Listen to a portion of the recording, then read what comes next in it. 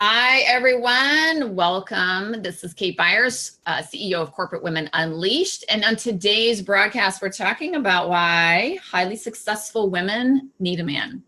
I know this is a little bit controversial. How many of us, highly successful women, have said, I don't need a man? In fact, how many of us were raised by mothers who told us we don't need a man?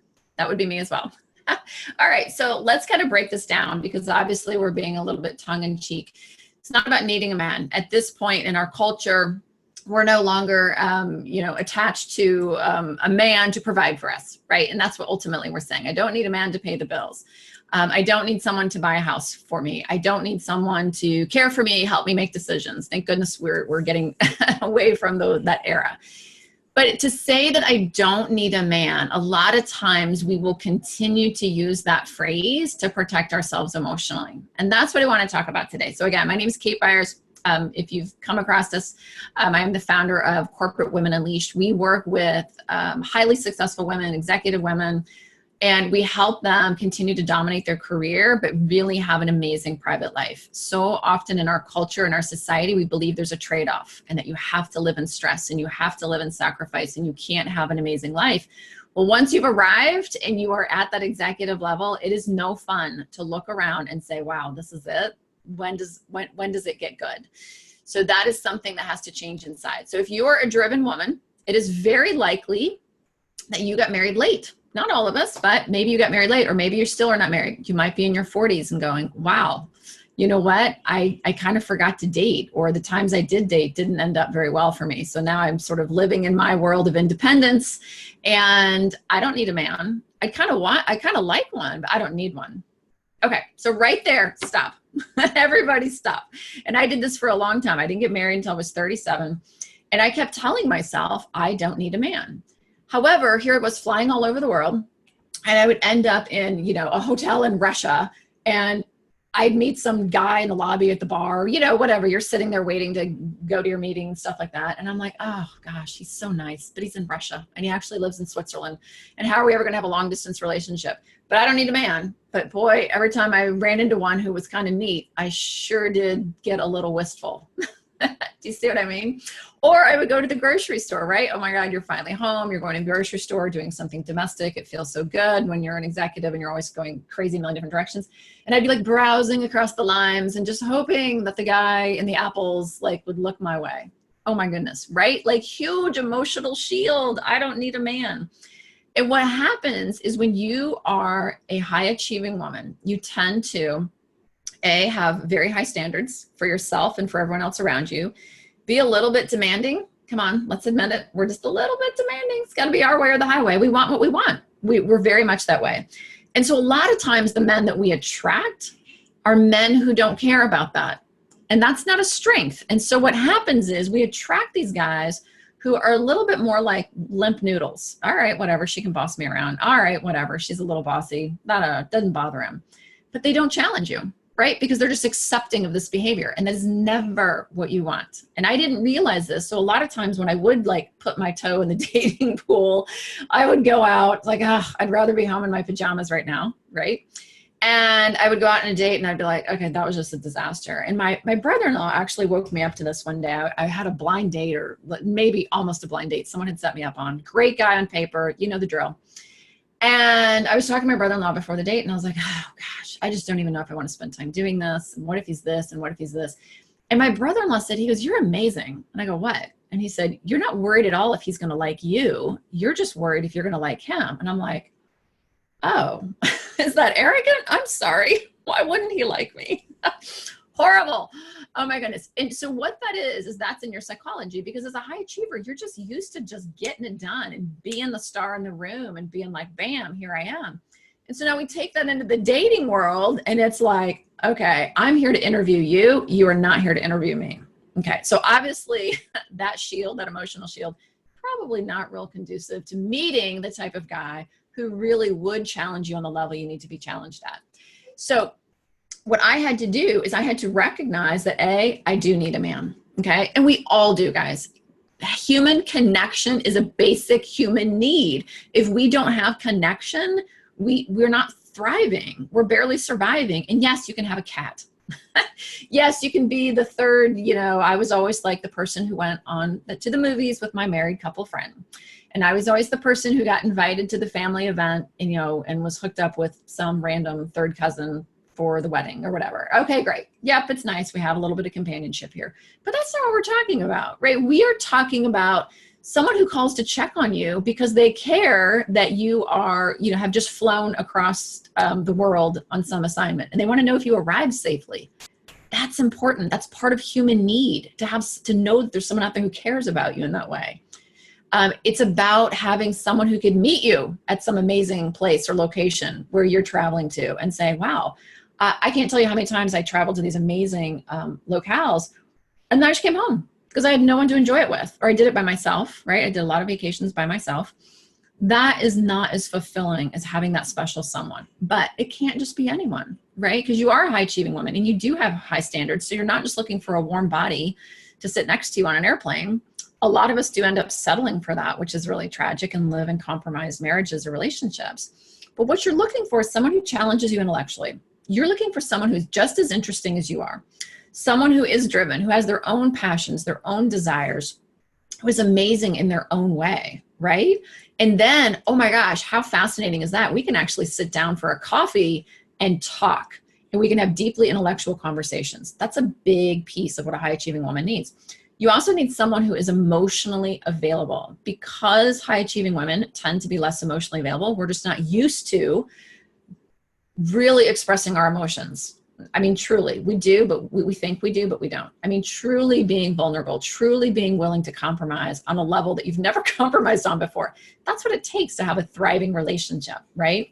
So you need to meet someone who is much more comfortable with emotions than you do, but not someone who is just an emotional basket case, right? Like that's going to drive you crazy. If he's always got his heart on his sleeve, it's like, dude, like, oh my gosh, like take a moment.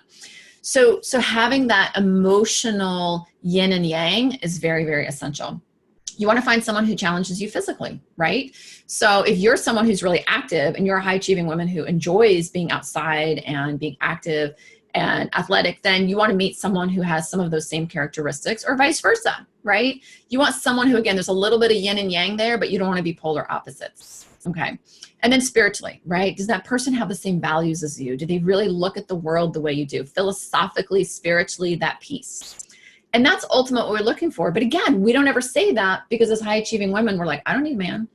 And then he's supposed to just somehow like bump into you when he delivers, a package from the post office, or bump into you at the next event or conference and things. And that's just baloney. So you do need a man. And if you don't allow yourself permission to need, then guess what?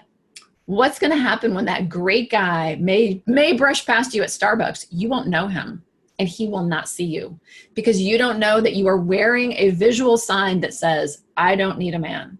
And the only guys who are going to be attracted to that are the guys you don't want to have a long-term relationship with. I promise you. So the game changer is you do need a man, and it's okay to admit that you need a man. And on this holiday Valentine's week, I want you to know that. And whether you're in a marriage or you are being two ships passing in the night and you're saying, I don't need my husband, it's okay. He can behave that way. He has his life. I have mine. We get each other. Well, do you? Right? Do you? Is that the intimacy you want? Is that the love story you want? And if you're single and you're out there looking, what kind of love story do you want? It's okay to want a love story. He doesn't have to be the knight in shining armor in the Barbie movie. That's not what we're looking for. Okay. Our knight in shining armor is going to look a little bit different. And I think most women probably don't want that guy. Nobody here is trying to be the trophy wife. Got it. But your knight in shining armor is still there, but you have to go find him. And so and we see this all the time with the women we work with, once you start shifting and understanding your behavior, your psychology, and how you're wired, all of a sudden it opens up the door and I go, wait a minute, I can be strong and vulnerable. I can be strong and emotional. There is power in being comfortable with emotion. Huge, huge, massive power, right? And we see this in women as they show up differently as leaders in their companies, and being able to admit more fault and mistake, and more humble and more humility, as well as in your home life, right? When you can really say, I need you, don't walk out of the room. Because here's the thing. If I don't need my husband and I'm like, yeah, I don't need you, what kind of relationship am I going to have? So you can't go throughout your entire single life and say, I don't need a man, and then all of a sudden meet one and then need him. That doesn't make sense. You're not practiced at that. And as I said before, the guy who's really going to inspire you to take the time to date and put the energy and effort into it, he won't notice you because you're too busy saying, I don't need a man. And so interesting thing that happened to me when I was, oh gosh, probably early 30s. I was talking to a colleague of mine in the office, and she's a beautiful woman, always polished, always like dressed to the nines, like never had, one thread loose on her suit, great husband, great little girls. And I just thought, I just can't pull it together. How do I ever pull it together? She seemed to have it all. And I was complaining in her office. She was like, why aren't you dating someone? She's like, you're amazing, Kate. Why aren't you out there just like, with 5 guys on each arm? And I was like, oh, well, I travel all the time. Well, where would I ever find time? And then you do meet someone. And it was just like Eeyore. Do you know what I mean? Like all the problems, all the da-da-da. And she looked at me, and at the time it hurt. And I'm glad she said this to me though. She said, really? She goes, well, with an attitude like that, you'll never meet a guy. And it was like, it stung. Like, oh, I could be part of the problem? What do you mean? I am perfect in every way. And when she said that, it started to snap me out and made me realize, wow, maybe what is so powerful and the things that I'm missing in life are not all these external trappings. It's not what kind of dress I wear to attract a man. It's not where I go to find him, whether I, sign up for a class or go to a dinner party. Maybe it's inside of me. And that was one of the first inklings I had that says, if I change who I am and I evolve who I am, I get more of what I want in life.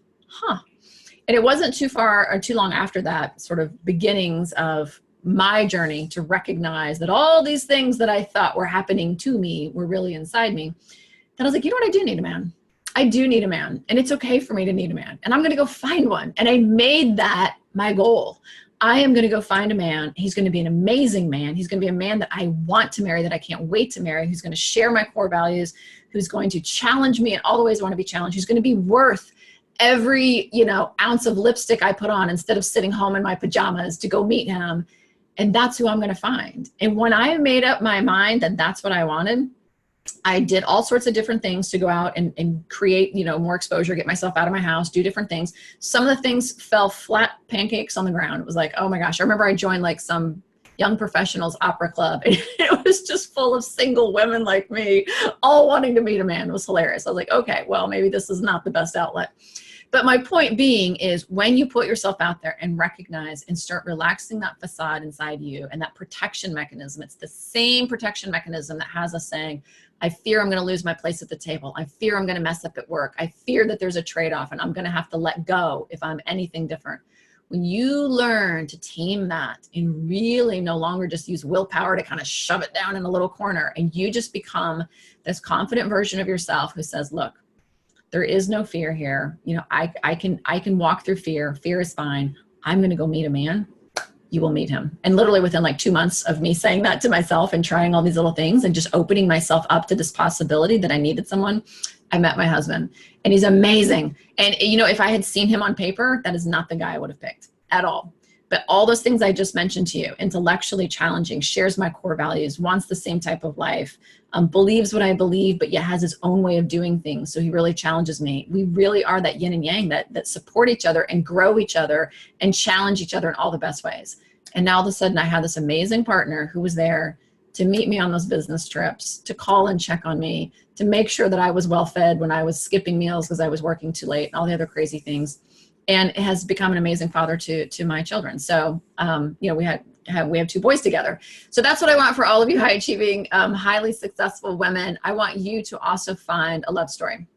So reframe, you do need a man. It's okay to need a man. He's going to be different. He's not going to be the Barbie man. He's going to be your guy. But when you can drop that and really lean into the fact that it's okay to need, and there's power in that emotion, there's a beautiful world waiting for you. So thank you guys for being on this Valentine's Day broadcast. It's been really fun to share this somewhat out of character message for us. We typically talk about more workplace things, but I'm glad we did. If you happen to be a high achieving woman, if you're an executive woman and you're making a trade-off, your career is dominating your life and you are not having a thriving private life, I want you to book a call with us. Everyone in our team is executives, former executives. We get it. We get what you're going through. And it does not have to be a trade-off. You do not have to live in sacrifice and stress. So book a call with us. Let us see what's going on. If we can help you, obviously we will. If not, what we do is we refer you to other resources that can. All right, guys. Thanks again for being on this broadcast. It's been fantastic chatting with you, and I'll see you next time.